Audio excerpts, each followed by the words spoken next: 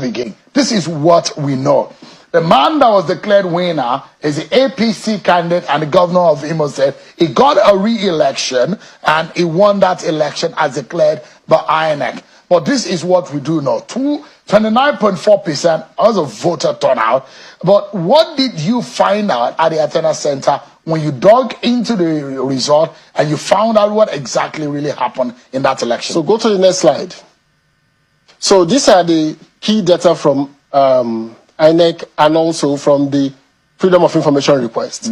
So against the 771,000 voters that was made to call the result, the Beavers only accredited 541,000 voters. Officially. On the day of election? On the day of election. 541,000. That's what accredited by the Beavers. And on the EC8A, the electoral officers recorded a total of 728,887 votes.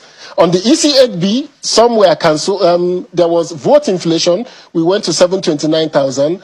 But along the line, certain cancellations, we come to 717 at the EC8D, the final votes that was used in calling the result. So this is 541, hold that number, and this is 717,000. So you can see the massive difference. So a lot of almost people, 200,000. Yeah, let's break it down.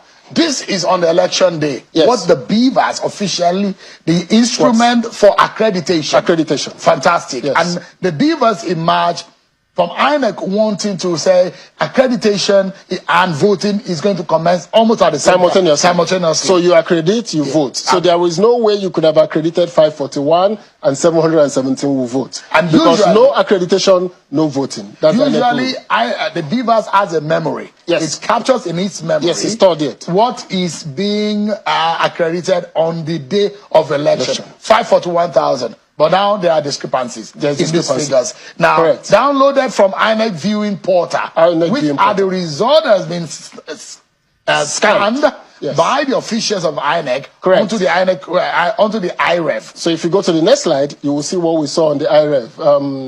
If we see what we saw on the IREF, sorry, okay. So here we are. No, go back, then go back. So let's continue from there. So there was significant non-compliance with INEC electoral guidelines in 1,101 polling units, where the results, the total votes cast, did not match with the Beavers accreditation. So that is to say, Beavers accredits A number and they recorded B numbers. So the number of voters were more than what the Beavers accredited. This only happened in 23% of the polling units. Now, hold that.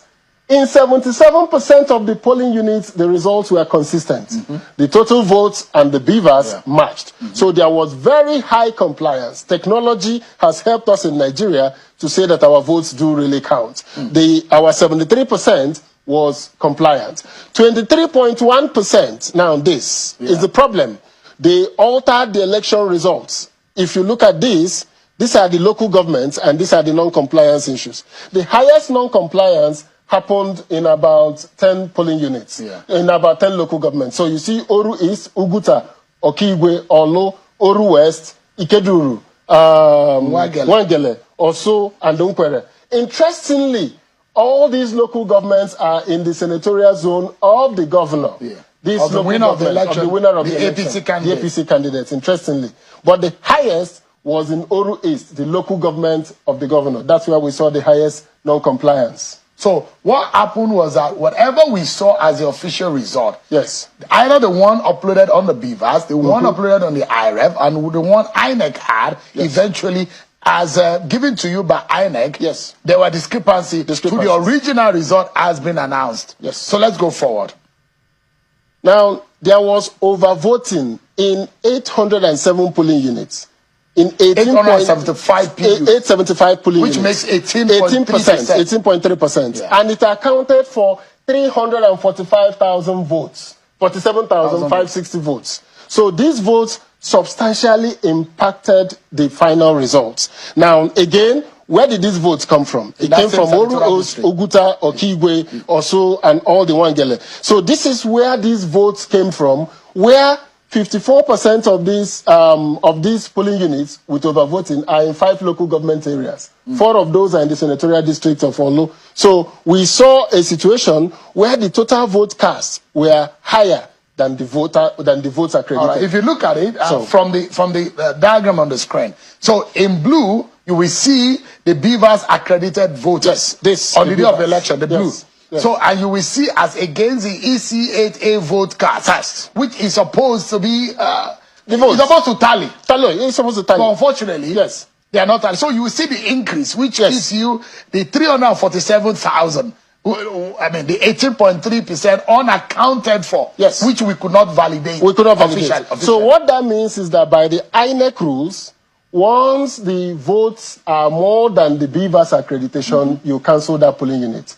Now, in the polling units where there was this distribution of overvoting, APC got 293,000 of those votes, PDP got 16,000, and Labour got 15,798. So you could see that APC was the major beneficiary of the polling unit where the total votes and the Beavers do not tally. So that's interesting. A significant outcome. Outcome of that. Yes.